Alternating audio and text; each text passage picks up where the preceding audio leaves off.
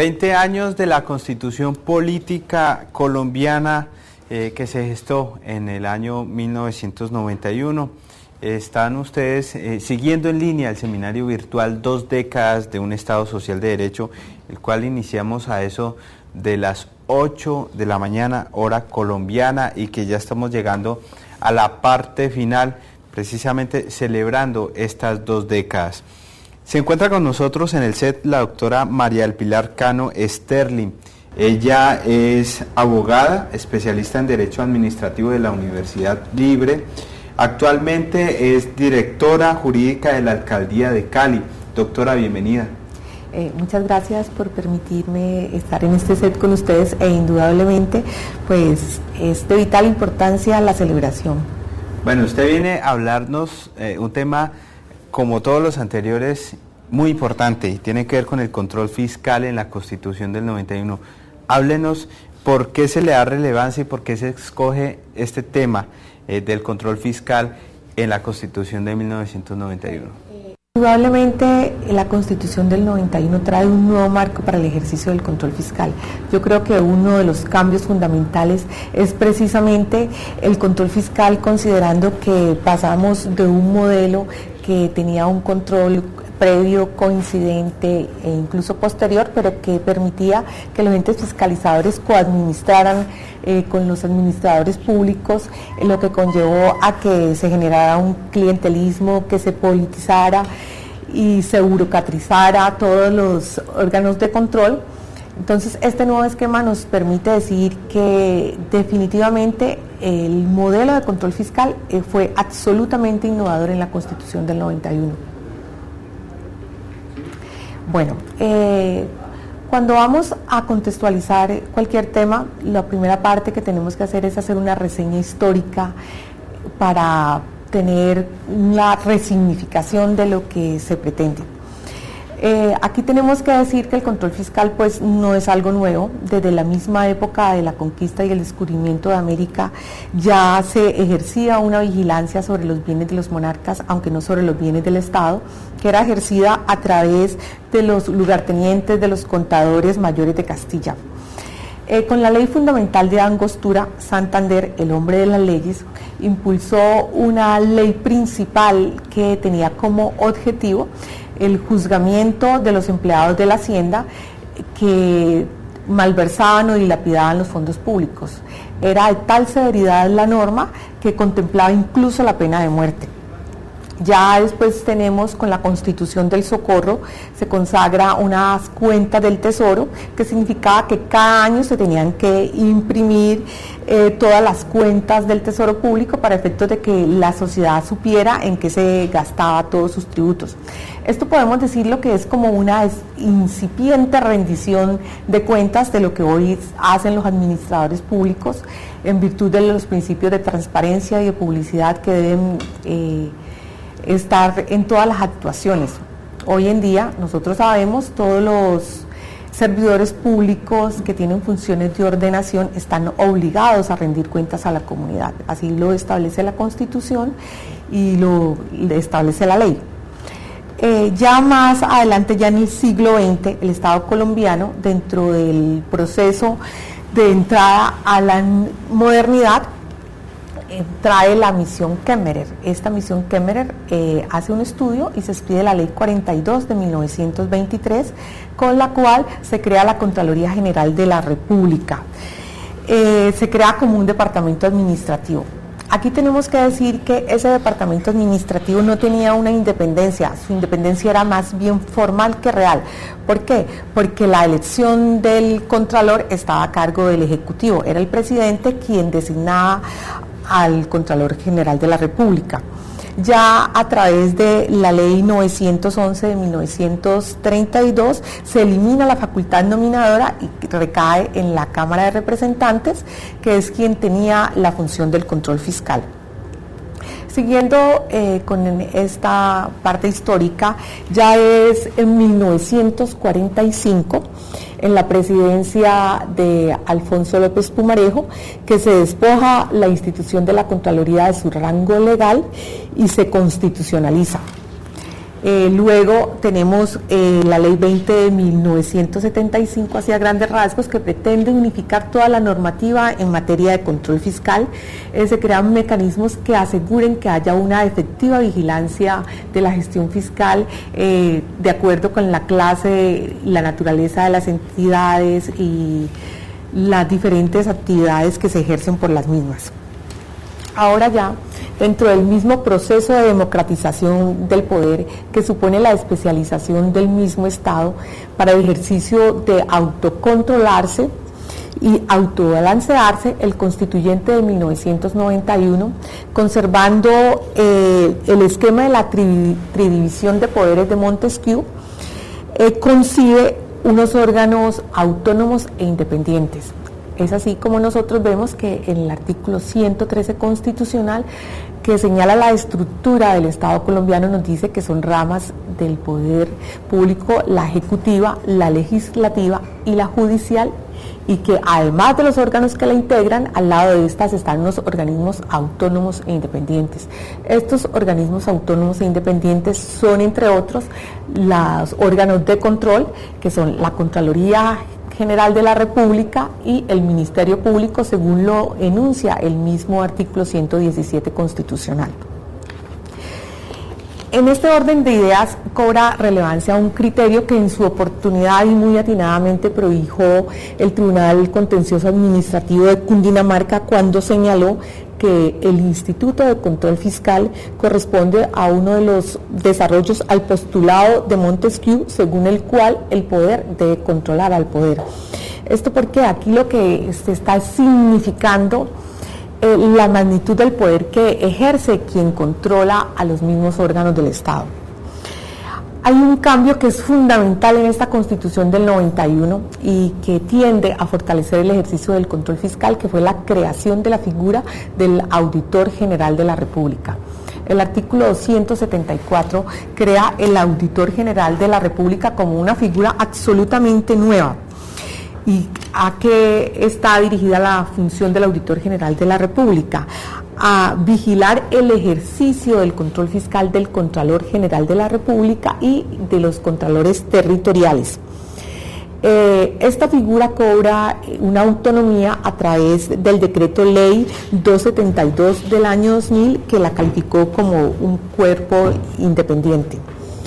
Esta tendencia constitucional, reflejada en el artículo 274 de la Carta, nos establece un modelo de control independiente y autónomo de las diversas entidades estatales, y vemos que cubre de manera integral no solamente a los órganos del Estado, que son los que ejecutan las acciones, los que tienen como función desarrollar todos los postulados constitucionales, garantizar los derechos fundamentales, que son los entes territoriales como tales que tienen la función ejecutora, sino que también integra como órganos que también han de ser vigilados a los mismos organismos de control fiscal.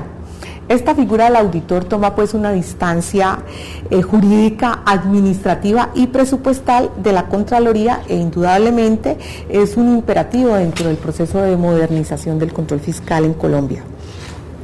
¿Qué significa esto? Que constitucionalmente la función fiscalizadora no se agota solamente frente a los entes administrativos, ya pertenezcan a la rama legislativa, ejecutiva o judicial. Recordemos que todos quienes manejen recursos públicos son sujetos de control, sino que también se agota frente a los mismos organismos de control. En este punto uno tiene que reflexionar que tras 20 años, con la creación de la figura del auditor, que se creó, por así decirlo, un poder sobre el poder. En la práctica, y así se reconoce hoy en día, se han generado pugnas entre las Contralorías y la misma Auditoría General de la República. ¿Por qué? Porque es un órgano que está aparentemente por encima de las Contralorías, y se han producido muchas colisiones dentro del ejercicio de sus competencias. Vemos muchas veces que la Auditoría General de la República, en el ejercicio de su gestión fiscalizadora, pues viene y además pretende asumir funciones que son de las mismas Contralorías territoriales, cuando viene y ejerce vigilancia igualmente sobre los entes territoriales. Indudablemente ha sido una pugna bien larga, que de una u otra manera apenas se ha venido superando en estas últimas etapas, ya en presencia de Iván Darío Gómez Lee y de la Contralora General de la República, Sandra Morelli, donde de una u otra manera estos dos organismos han entrado a trabajar coordinadamente. Lo vemos hoy en día con la expedición de diferentes circulares dirigidas a todos los órganos públicos, y igualmente en asocio con la Procuraduría General de la República. Esto es, por así decirlo, como estamos en este momento nosotros viviendo como una revitalización, por así decirlo, de los órganos de control. Recordemos que los órganos de control han venido de un absoluto desprestigio. Siempre decía que pasara lo que pasara, que si se robaban el erario público, que no importaba la ineficiente gestión, aquí no pasaba nada. Ahora estamos asistiendo, por así decirlo, estamos en la era de los órganos de control. Vemos, por ejemplo, las actuaciones del Procurador General de la República, de la misma Contraloría General de la República, del Auditor General de la República. Vemos que hay cantidades de funcionarios que en este momento están siendo investigados por los órganos de control, ya disciplinarios, ya fiscales. Asistimos, por así decirlo, a la suspensión del alcalde de Bogotá, y vemos que de una u otra manera los órganos de control fiscal están adquiriendo una preponderancia que se había perdido, y mucho. Retomando nuestro tema, la Carta Política del 91 establece un nuevo modelo de control fiscal. Así nos trae como elementos básicos, por así decirlo, un control técnico. Es un control técnico que nace desde las mismas entidades. Todas las instituciones públicas, nos lo señala la Constitución, están obligadas a implementar un sistema de control interno. El sistema de control interno busca primeramente es autocontrolarse. En segundo lugar, tenemos como un elemento bien importante y que marca uno de los cambios fundamentales en la Constitución del 91, es una vigilancia posterior y selectiva por parte de un ente autónomo e independiente y externo del ente auditado, que son las Contralorías, a nivel nacional la Contraloría General de la República, y en los entes territoriales, pues las Contralorías departamentales y las Contralorías municipales, tal como nos lo señala la misma Constitución en sus artículos 267 y 272. También hay otra parte importante y que se privilegia con la Constitución del 91, es la participación ciudadana dentro del control fiscal. Aquí lo llamamos que puede todos los ciudadanos, y lo estamos viviendo a través de las veedurías ciudadanas, ejercer igualmente un control a través de los mecanismos de participación ciudadana que desarrolla la misma ley 136 del 94, y que en lo que corresponde a la veeduría pues nos lo desarrolla la ley 850 del 2003. ¿Qué permite esto? Permite que las mismas comunidades formen parte y se constituyan en vigilantes del mismo erario público. Aquí tenemos que decir dentro de esta parte que en el mismo seno de la Asamblea Constituyente pues hubo varias tesis respecto de la forma como debería ser el ejercicio del control fiscal. En un determinado momento se hablaba de la creación de tribunales de cuentas, de que el control fiscal debería ser ejercido por un conjunto de magistrados de las más altas calidades, pero de una u otra forma todas fueron coincidentes en que el control fiscal tenía que ser posterior y selectivo. Se pretendía dejar atrás, y así se hizo, el control previo, el control perceptivo o coincidente. ¿Por qué? Porque en ejercicio de estos controles los entes fiscalizadores se habían vuelto, por así decirlo, en coadministradores. No se podía expedir un cheque si no llevaba la firma del auditor del momento, y llevó a que de una u otra manera estas entidades, los entes fiscalizadores, adquiriesen un poder sobre las mismas entidades auditadas, que muchas veces llevó a la inoperancia de cualquier sistema. Así incluso, y fue de los grandes reproches que se hizo a las Contralorías, se habían convertido en un fortín político y burocrático. Realmente se habían clientelizado. al punto de que de manera expresa la Constitución en su artículo 267 establece que la Contraloría no podrá ejercer funciones administrativas distintas a las inherentes a su propia organización. Así, en este contexto, tenemos que la Constitución del 91 crea pues un nuevo espacio de actuación del ejercicio del control fiscal. Le otorgó una mayor eficacia y una mayor independencia a la gestión de los entes fiscalizadores e introdujo unos principios y sistemas de control fiscal de rango constitucional.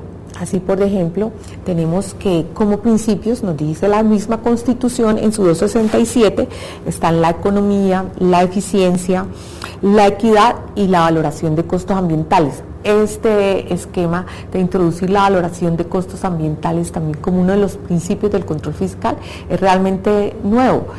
Recordemos además, y tiene su razón de ser, en que la Constitución del 91 se ha dado en llamar la Constitución ecologista, de ahí que se introdujese también dentro de las funciones de los órganos fiscalizadores el realizar un control a todo lo que tiene que ver con el medio ambiente.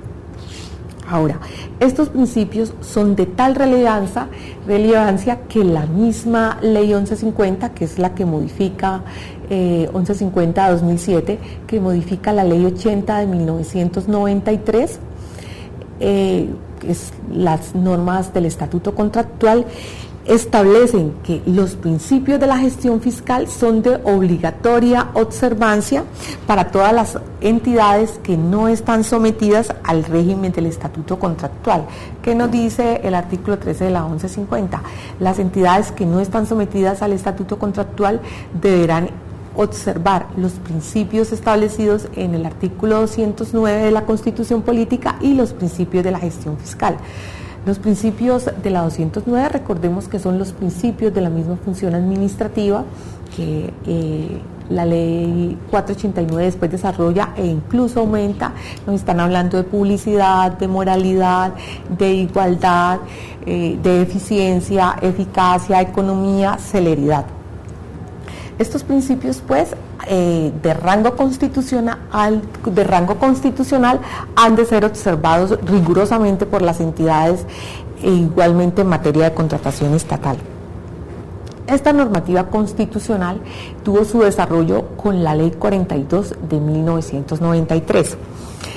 La Ley 42 retoma pues los principios constitucionales y en su artículo 8 vuelve y reitera cuáles son los principios que han de presidir la gestión fiscal. Nos habla de la eficiencia, de la economía, de la equidad y valoración de costos ambientales. Por su parte, en el artículo 9, la ley 42 nos determina cuáles son los sistemas del control fiscal. Este también es un avance importante en el marco de la Constitución del 91, porque aquí ya nos señala que debemos hacer un control fiscal financiero, de legalidad, de valoración de costos ambientales, de gestión y resultados, revisión de cuentas. Aquí recordemos que con antelación a la Constitución del 91, pues la gestión de las Contralorías en gran parte se circunscribía, era un control numérico legal.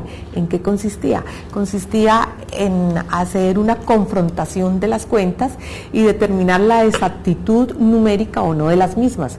De aquí de que cuadrasen o no los balances y las conciliaciones bancarias, pues se derivaban los procesos de responsabilidad fiscal en su momento. Hoy, ¿a dónde apunta el control fiscal? A evaluar la debida utilización de los recursos públicos.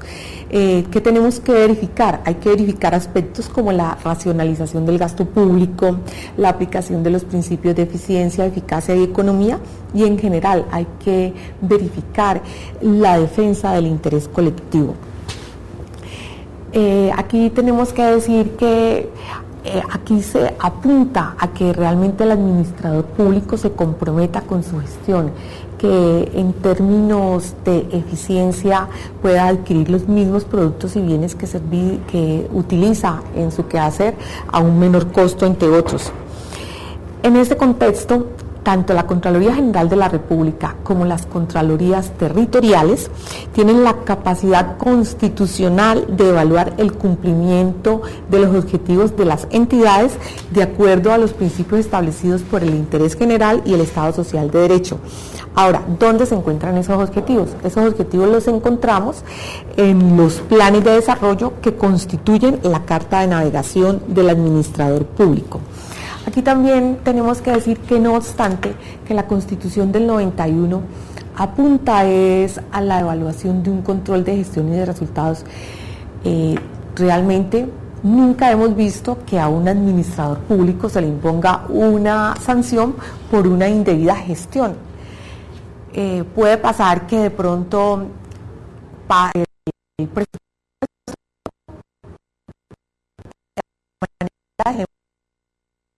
el administrador público no haya ejecutado ni un 50% de su presupuesto, estaría en una mala gestión, porque si uno ejecuta un presupuesto más o menos por doceavas, pues ahí ya tendría que haber ejecutado casi más de un 80%, y de pronto en el último mes del año ejecute todo el presupuesto.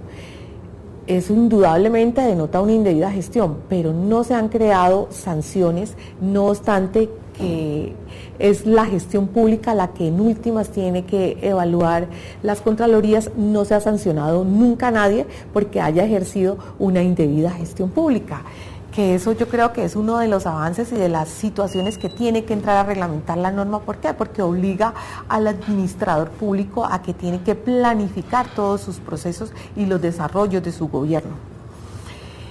Siguiendo con el tema, igualmente prevé la Ley 42 unos lineamientos que a través de la forma como se desarrolla el control fiscal. Así la misma ley nos dice que las contralorías deben ejercer un control macro y un control micro.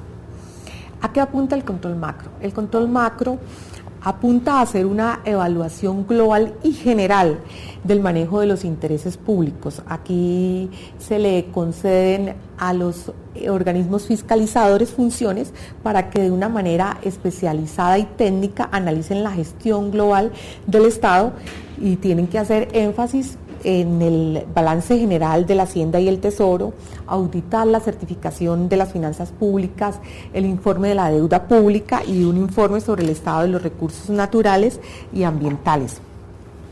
El control micro es el que se ejerce, por así decirlo, en las pequeñas operaciones que hace la administración pública.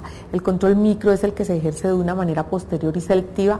¿Qué se mira en este control micro? Aquí se mira cómo se ejecuta anualmente el presupuesto, se mira la contratación, nómina, adquisición de bienes y servicios.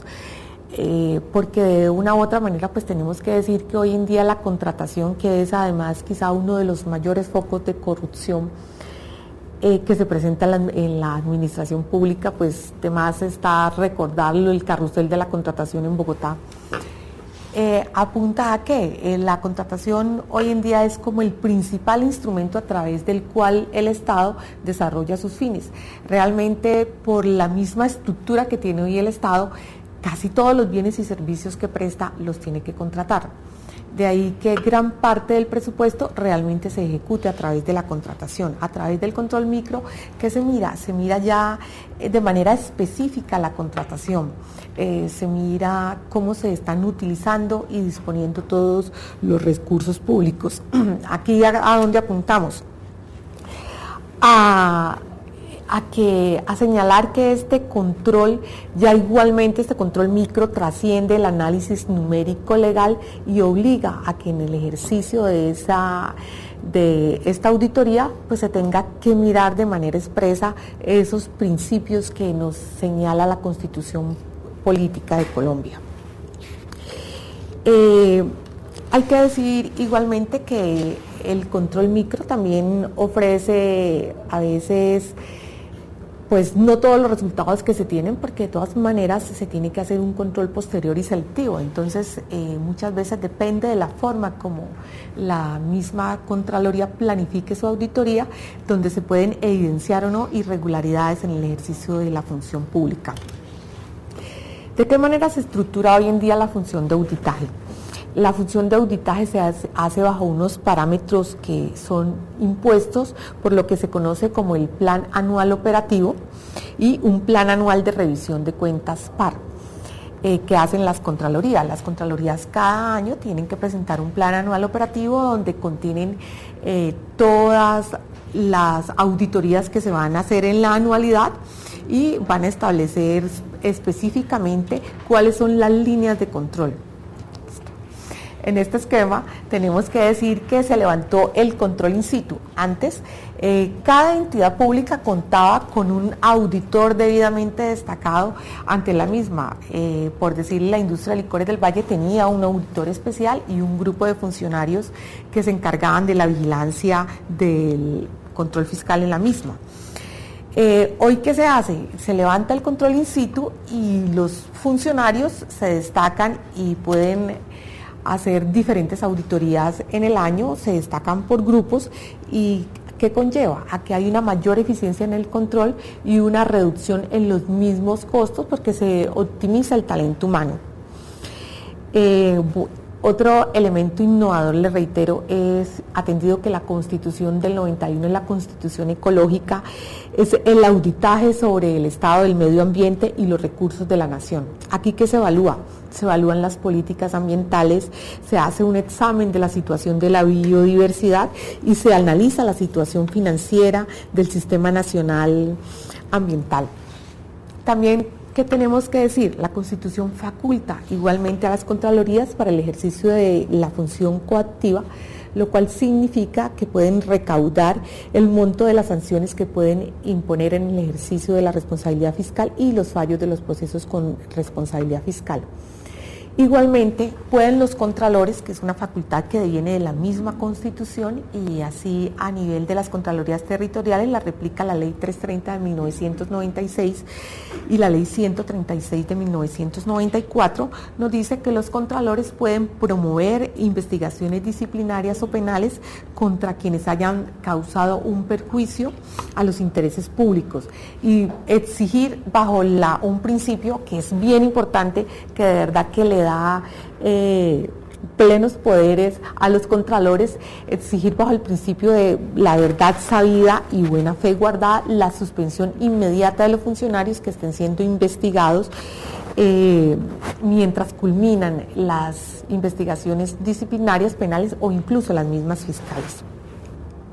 Igualmente nos prevé la Constitución que los funcionarios que adelantan los procesos de responsabilidad fiscal tienen funciones de policía judicial y las pruebas que se hagan dentro de estos procesos en ejercicio de las auditorías tienen valor probatorio ante la Fiscalía y ante el juez competente. Esto es, por así decirlo, a grandes rasgos lo que constituye el ejercicio del control fiscal en la Constitución Política del 91. Realmente a veces no dimensionamos la importancia que tiene el ejercicio del control fiscal, ni los mismos ciudadanos y comunidades contribuyen de la manera como lo prevé la misma norma para coadyuvar al ejercicio del mismo. Tenemos que decir que de todas maneras, 20 años después, aún creemos que le faltan muchos desarrollos al mismo tema del control fiscal.